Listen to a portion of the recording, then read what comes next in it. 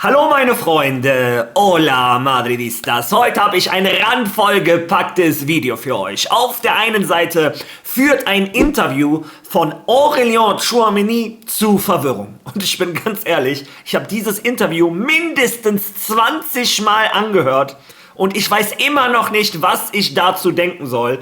Ich bin heute gespannt auf eure Kommentare, auf eure Sichtweise. Auf der anderen Seite habe ich euch gestern die Bilder von Dani Carvajal gezeigt nach dem Schlusspfiff in Valencia.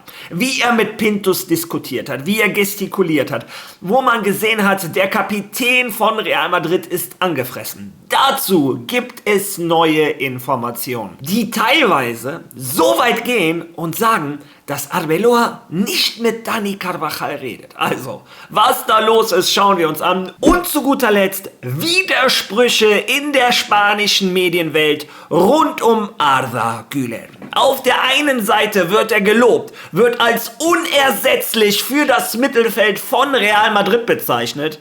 Auf der anderen Seite kriegt er harte Kritik. Unter anderem wird behaupten, er wird niemals die Qualität haben, um das Mittelfeld von Real Madrid anzuführen. Was da los ist, wer etwas gesagt hat, meine Meinung, all das in diesem Video. Viel Spaß dabei.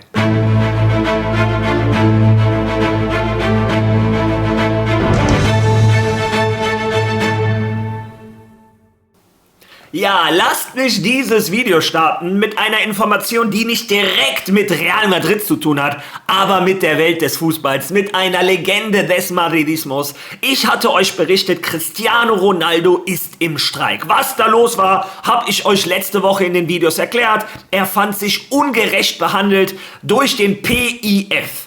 Ja, das war allerdings nicht alles. Trotz alledem, jetzt die Information, die ich persönlich hören wollte. Cristiano Ronaldo setzt seinen Streik aus, er wird am Samstag wieder spielen. Abola behauptet, CR7 habe seinen Streik beendet, nachdem Al-Nassr die ausstehenden Zahlungen an seine Angestellten beglichen habe. Ja, denn es gab tatsächlich zwei Punkte. Der eine Punkt, wie ich euch erklärt hatte, er war sehr unzufrieden mit dem PIF, wie dieser Staatsfonds die Gelder verteilt hat. Ich habe euch auch die Beweise gezeigt. Der hatte recht, Al-Hilal ist klar bevorzugt. Ja, aber es ging ihm nicht nur darum. Es ging sich auch darum, dass Al-Nassr einigen Angestellten im Verein keine Gehälter gezahlt hat oder sehr weit hinterher war mit einigen Gehältern. Wie kann das sein? Ich dachte in Saudi-Arabien, wenn es da eine Sache kein Problem ist, dann ist es das Geld. Naja, anscheinend gab es doch Probleme und Cristiano Ronaldo zeigt wieder einmal, dass der sowohl auf dem Platz als auch neben dem Platz der GOAT ist. Ihr alle erinnert euch an die Coca-Cola-Werbung. Das ist nur eins von vielen Beispielen. Jetzt wieder einmal. Er hat gestreikt, bis alle Angestellten von Al-Nassr auch ihr Gehalt hatten und hat natürlich gleichzeitig dem PIF eine Lektion erteilt. Was mich jetzt erstmal interessiert, tolles Vorbild Cristiano Ronaldo, wie immer, menschlich und sportlich. Ja, und ich freue mich, drücke ihm die Daumen, dass er die 1000 Tore erzielt. Ja, jetzt aber genug von The GOAT, kommen wir jetzt zu Real Madrid. Und da hat ein Interview in den letzten Stunden für Furore gesorgt. Denn ein Aurélien Tchouaméni hat so eine kryptische Aussage getroffen und jeder interpretiert diese Aussage so, wie es ihm gerade in seine Agenda passt. Ich habe aber keine Agenda und deshalb möchte ich euch fragen, was ihr davon haltet. Naja, ich lasse zunächst einmal das gesamte Interview laufen. Geht es euch körperlich besser mit Pintus? Seit ihr mit Pintus arbeitet, seit er zurück ist, seid ihr körperlich besser drauf? Was denkst du darüber? Ich glaube, das sieht so aus, oder? Das hat man heute gesehen. Ich habe meine Ansicht, aber ich kann nichts sagen. Braucht ihr Zeit, um euch körperlich Stück für Stück zu verbessern? Nein, letztendlich, wie gesagt, haben wir sehr gut mit Xabi Alonso gearbeitet, mit seiner Methodik und jetzt mit Trainer Arbeloa und Pintus arbeiten wir auf eine andere Weise und wir hoffen, dass wir so weitermachen. Welchen Unterschied macht diese Mannschaft unter Arbeloa im Vergleich zu Xabi Alonso? Was hat sich in diesem Team geändert? Nein, ich denke, der neue Trainer hat seine Spielideen und jetzt sind es erst etwa 2 oder 3 Wochen, also werden wir uns daran gewöhnen, mit seinem Stil zu spielen. Aber wie bei Xabi Alonso versuchen wir gut mit und ohne Ball zu spielen und heute haben wir das getan. Ja, ich fand es erstmal interessant, das ganze Interview zu hören. Immer wieder kommen die auf den Aspekt des Physischen. Ihr wisst, Real Madrid, der Vorstand ging davon aus, dass die Physis das große Problem ist für den schlechten Fußball, den Real Madrid zurzeit spielt. Sie sagen, die physische Vorbereitung war nicht da. Wie soll sie auch ganz da gewesen sein? Xabi Alonso hat ja nicht mal eine Vorbereitung mit dieser Mannschaft. Also, es tut mir immer mehr leid, wenn ich an die Geschichte von Xabi Alonso komme. Der tut sich das an, geht zur Club-WM, übernimmt eine tote Mannschaft, weiß, dass er keine Vorbereitung hat und am Ende wirft der Vorstand ihm vor, ja, die sind physisch nicht so weit. Ja, wie sollen die Spieler denn physisch so weit sein? Aber das ist ein anderes Thema. Ja, mir geht es insbesondere um diese Aussage. Geht es euch körperlich besser mit Pintus? Seit ihr mit Pintus arbeitet, seit er zurück ist, seid ihr körperlich besser drauf? Was denkst du darüber? Ich glaube, das sieht so aus, oder? Das hat man heute gesehen. Ich habe meine Ansicht, aber ich kann nichts sagen. Ja, zunächst einmal gibt Tchouaméni so die Frage zurück, so ein bisschen lapidar, so nach dem Motto, was denkst du, das sieht man. Und dann sagt er, ja, ich habe da so meine Meinung, aber ich darf sie nicht äußern. Ja, und das kann man jetzt in beide Richtungen interpretieren. Ich schätze mal, jeder von euch vom Bildschirm hat jetzt einen Gedanken, warum der das gesagt hat. Also, es gibt Leute, die interpretieren das so, Leute, ihr Presse immer mit eurem Physis-Scheiß. Unter Xabi Alonso haben wir schon genug Physis gemacht, es liegt nicht an der Physis. Ich habe da meine Meinung, aber sag dazu nichts. Weil ich Arbeloas Arbeit oder Pintos Arbeit nicht schlecht reden möchte, quasi. Auf der anderen Seite gibt es Leute, die sagen, er möchte nicht hinter einem Xabi Alonso nachtreten besser gesagt.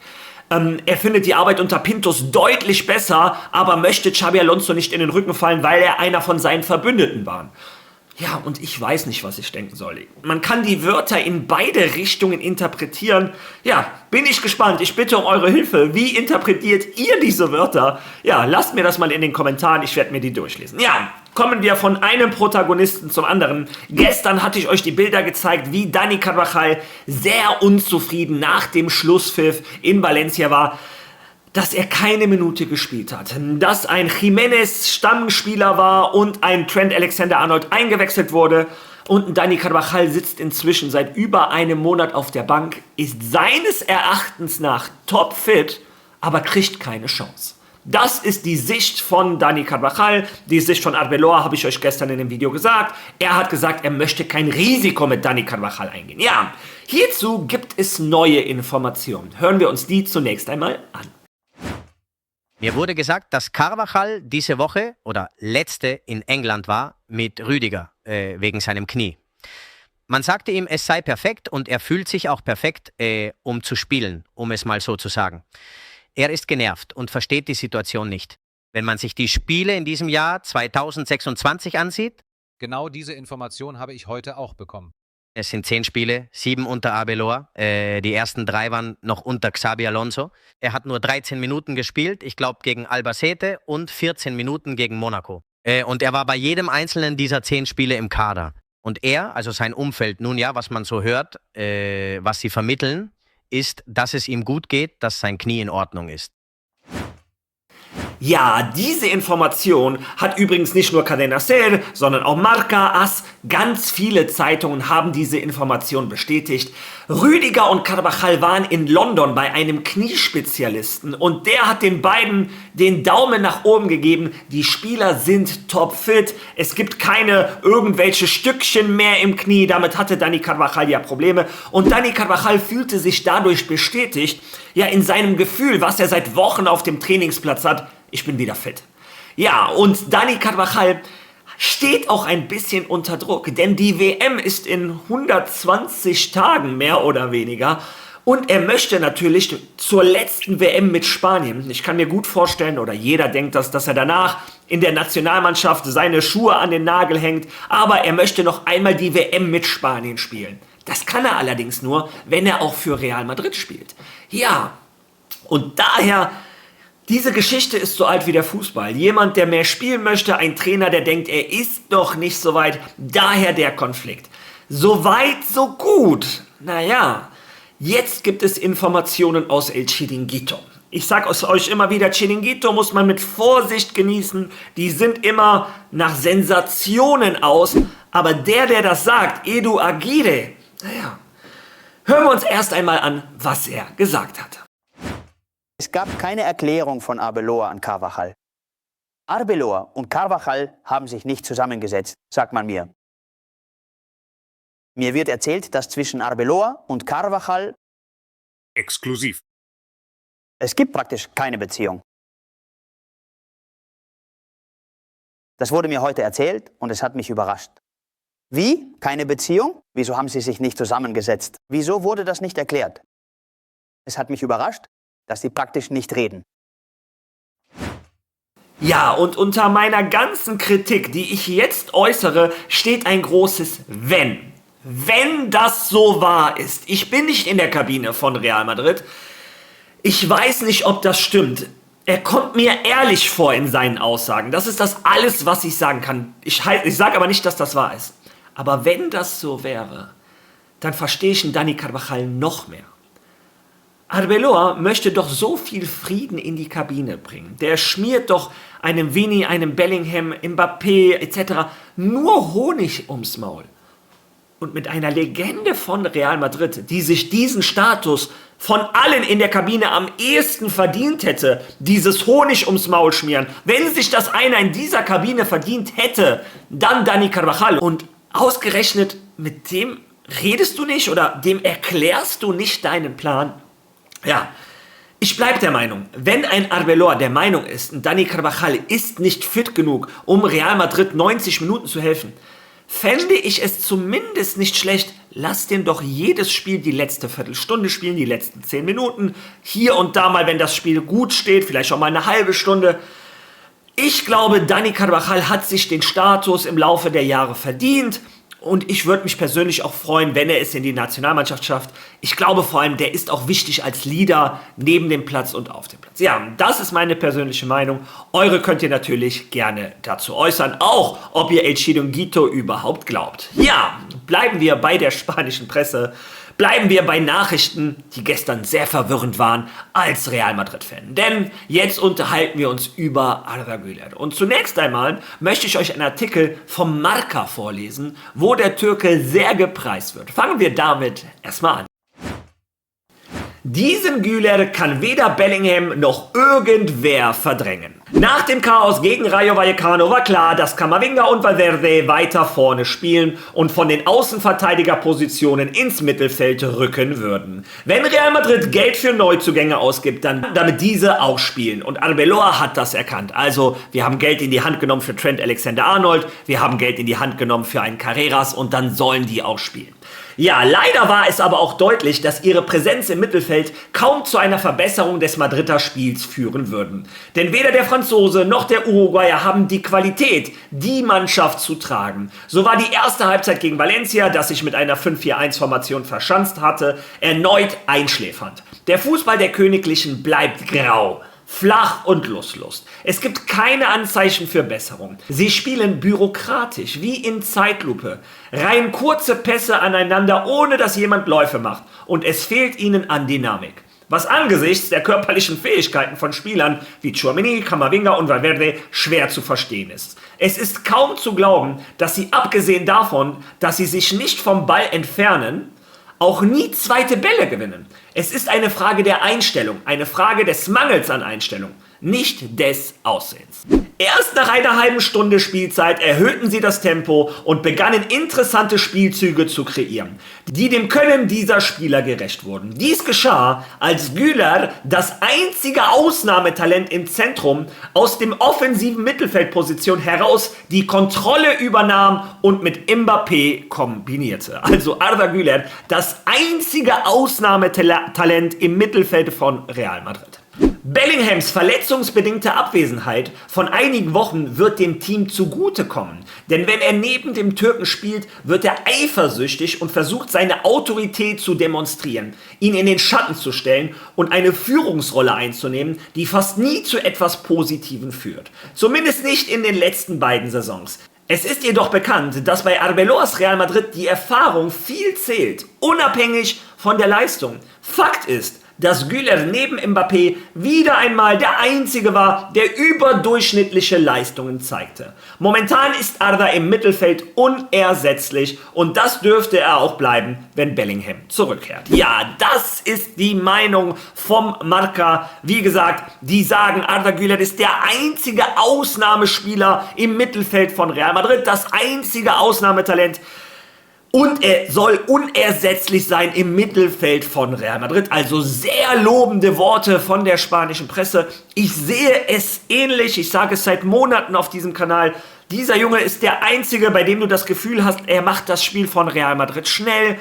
Er hat diese Gabe, sich mit dem Ball zu drehen, den Pass zu sehen, den zu spielen. Alles innerhalb von einer Sekunde. Ja, und das ist erfrischend zu sehen, wenn du sonst als Kontrast diesen Kurzpass-Fußball von Real Madrid siehst. Jeder nimmt den Ball an, hat eine Sekunde Zeit, dreht sich um, schaut nach links, schaut nach rechts, spielt den Ball lieber nach hinten nochmal, läuft sich einen halben Meter zurück frei. Ja, dieses lethargische Fußball. Und dann, wie gesagt, der einzige Fußballer, von dem die Gefahr ausgeht im Mittelfeld, ist Arda. Der sucht dann meistens einen Kylian Mbappé, manchmal hier und da auch einen Vini, wenn der spielt. Aber ja, da passiert etwas. Und das sieht auch der Marca so. Ja, wie gesagt, sehr lobende Worte. Ja, und dann hat die Cadena SER ihre Meinung zum Spiel von Arda Güler geliefert. Und das sah schon etwas anders an. Hören wir da zusammen einmal rein. Ich wollte euch fragen, wie fandet ihr das Spiel von Güler? Nicht. Zu schlecht, oder? Güler ist kein Modric. Ich bin da ganz bei Raid. Ehrlich gesagt fand ich Arda Gülers Spiel gar nicht schlecht. Ich meine, Güler ist ein toller Spieler, das wissen wir alle, oder? Da gibt es keinen Zweifel. Dass er den besten Fuß im Mittelfeld hat, wissen wir auch. Dass er auf dieser Position nicht spielen will, wissen wir ebenfalls. Er würde gern wie in der Türkei spielen, wo das Team für ihn spielt und er überall macht, was er will. Aber hier nicht, hier hat er eine andere Aufgabe. Abgesehen vom letzten Pass muss er mehr im Mittelfeld helfen.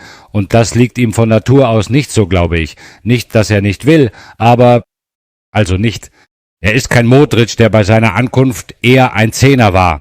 Und dann wurde er plötzlich extrem fleißig, wirklich, egal ob mit oder ohne Ball, das war schon auffällig. Bei Güler, klar, man sieht ihn spielen und er ist wirklich gut, das steht außer Frage, aber mir reicht das heute einfach nicht. Heute hat er insgesamt 3 gute Aktionen gehabt. Und ohne Ball war er wie so oft völlig abgetaucht. Warum? Weil er es einfach nicht verinnerlicht. Ich glaube, was wir über Güler jetzt schon sagen können, ist, dass er nicht fähig ist, und ich sage auch in Zukunft nicht, die Last des offensiven Mittelfelds von Real zu tragen. Super Fuß, letzter Pass, Partner für Mbappé, schlägt Ecken, fantastisch. Aber was wir dachten, oder was der Club dachte, Modric geht, weil Güler dort spielen muss. Das können wir uns abschminken. Er hat lichte Momente, spielt gut Fußball, ist physisch stärker geworden. Aber das offensive Mittelfeld von Real Madrid zu führen, ist eine ganz andere Nummer. Ja, und gehen wir diese Aussagen mal Stück für Stück durch. Zunächst einmal Alcorta. Der hat gesagt, nichts so Schlimmes. Er hat gesagt, Arda Güler würde wie gerne spielen wie in der Türkei, dass alle für ihn laufen, dass er nicht diese Mentalität hat wie ein Modric, der so ein Arbeitstier ist. Ja, und das ist absoluter Quatsch. Da kann es keine 2 Meinungen geben. Ich respektiere normalerweise fast immer die Meinung von jedem. Aber wir haben letztens noch einen Artikel gelesen, dass er der Spieler ist mit den meisten Kilometern, mit den meisten hohen Pressing-Momenten, mit den meisten Gegenpressing-Momenten, mit den meisten hohen Ballgewinnen, mit den meisten Grätschen. Was soll der denn noch machen? Also, wie gesagt, das ist seine persönliche Meinung, aber die spiegelt die Wahrheit der Zahlen, Daten und Fakten nicht wider. Also, dass er nicht arbeiten möchte, keine Ahnung, keiner kann ins Gehirn von Arda Güler schauen, aber er arbeitet. Und er ist ein Vorbild für jeden anderen Mitspieler bei Real Madrid. Er macht immer genau das, was der Trainer ihm vorgibt. Das war unter Ancelotti so, das war unter Alonso so und unter Arbeloa sieht man das auch. Also, dass dieser Junge nicht arbeitet, das ist Quatsch. Sorry, dass ich das so sagen muss.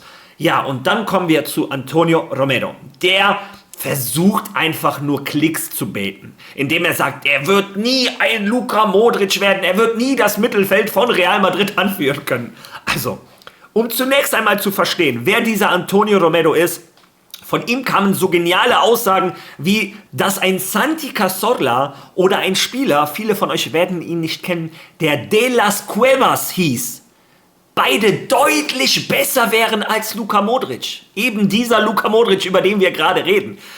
Der hat damals auch mitgesagt, Luka Modric ist der schlechteste Transfer von Real Madrid etc. Also diese Leute machen jeden Abend eine Sendung und das sind keine Informationen, die weitergeben. Das ist ihre persönliche Meinung. Ja, und wenn diese persönliche Meinung viele Klicks bringt, ist das besser für ihren Beruf. Ja, und jetzt mal meine Meinung zu seinen Aussagen. Also, fangen wir erstmal an, bringen wir ein bisschen Kontext in die Geschichte. Wird Arda Güler jemals Luka Modric? Das weiß ich nicht, das wisst ihr nicht, das weiß auch ein Antonio Romero nicht. Ein Luka Modric ist für viele der beste Mittelfeldspieler aller Zeiten. Also Top 3 mindestens, würde ich formulieren. Also, wird Arda Güler der beste Mittelfeldspieler aller Zeiten? Wir reden hier auch wirklich über sehr, sehr große Worte. Keine Ahnung, der Junge hat das Potenzial. Der spielt mit 20 bei Real Madrid. Natürlich hat er das Potenzial. Ob er das erreichen wird, da unterhalten wir uns in 15 Jahren drüber, wenn er eine lange, erfolgreiche Karriere hinter sich hatte. Also um da nochmal den Kontext reinzubringen. Die verlangen von ihm etwas, was vielleicht kein anderer Mittelfeldspieler in der Geschichte des Fußballs geschafft hat, nämlich so gut zu sein wie Luka Modric. Also ich wollte nur ein bisschen Kontext in die Geschichte bringen. Und jetzt zur anderen Aussage, er wird nie in der Lage sein, das Mittelfeld von Real Madrid zu führen. Hast du die ersten 14 Saisonspiele gesehen? Als er mit Kylian Mbappé die spanische Liga zerschossen hat, Europa zerschossen hat, wer hat denn da das Mittelfeld von Real Madrid angeführt? Wer führt das Real Madrid Mittelfeld jetzt zur Zeit an, auch wenn es gerade nicht so sehr läuft?